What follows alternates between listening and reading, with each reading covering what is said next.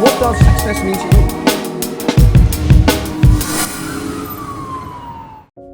One of the questions that I often get asked is, how do I go from knowledge to action? How do I go from knowing what to do to actually implementing it? And I think the journey really is about going from ego to humility and interest to commitment. Let me explain what I mean by this. Enthusiasm, ideas, and talk are common, but commitment, execution, and consistency are rare. And to get to the second, it's all about taking that journey from my ego to humility. Ego is so worried about, what will they think of me? What if I get it wrong? What if it doesn't work out? How will I look? How will I be judged? These are all to do with ego. It's about me, it's about you. However, when we take that journey to humility, humility is about, what can I learn from this?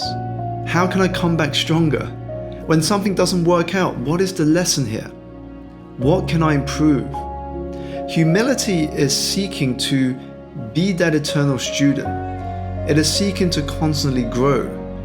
Ego works in the place of, I know it all. I already know how to do it. But actually, it doesn't work out that way, because if you already know how to do it, you would be doing it. You would already be doing it. So from the place of ego, you can't be fed up, you can't be frustrated about not having the results from the work that you didn't do.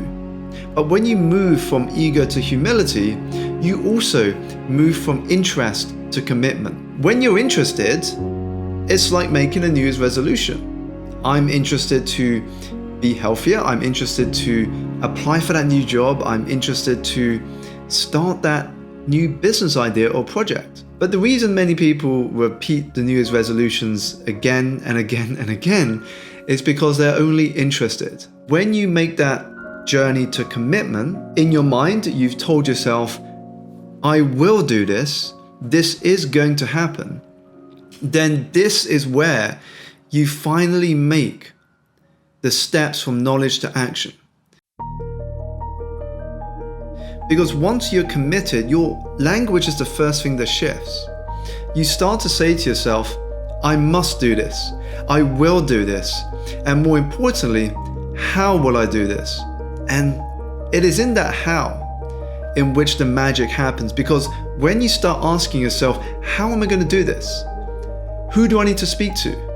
How is this going to happen? How can I make this work? Then you are in the land of action. You are in the land of an action-oriented mindset. How begins to unlock our greatest creative powers. You know, our mind is the greatest search engine there is out there. When you start feeding your mind with how and who questions, it's like you're giving it instructions, a blueprint to go out and seek the answers. So when you go about your day, your mind is looking for you. Your subconscious is helping you to discover the way that you can move forward.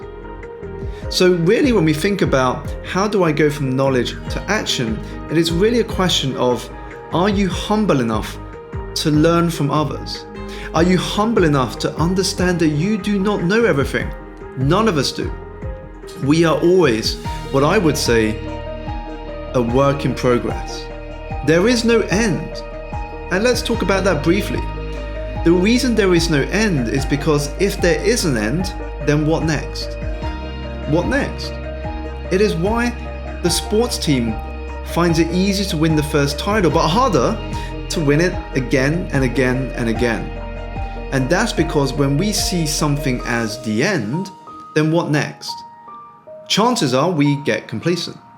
We take our foot off the gas pedal and we forget why we did it and how we got there in the first place. And here's a reminder to you. The greatest reward is not what you get in the journey, but who you become in the process of achieving your accomplishments. That is the greatest reward. And as for the concept of the end, well, there is no end really, because if you are embracing the mind of an eternal student, you are always learning. You are always looking to be better than who you were yesterday. And as the British philosopher Alain de Botton says, if you are not embarrassed by who you were last year, you are not growing and learning enough.